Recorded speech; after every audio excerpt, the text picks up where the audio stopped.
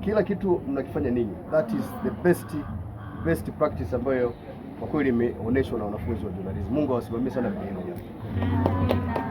Lakini jambo la pili, kama journalist nilipenda hata siku ya awali pale niona wengi mlikuwa mnaapia. Wengi mlikuwa mnaapia. Kama journalist jitahidi kuwa mbunifu, you as individual. Yaani usiwe mtu wa kupokea tu marks kwenye transcript. Kwamba na GPA 4.5, hiyo haisaidii. For journalist ni practice, sio? Tunategemea tuone kwamba una practice ile ambayo inatakiwa.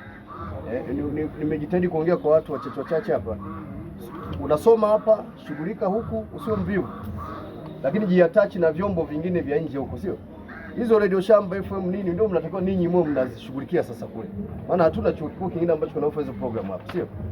Tunataka tusikie sasa tuone Madam nani ambaye anatokea University of Iringa anafanya kazi, anafanya practice kule.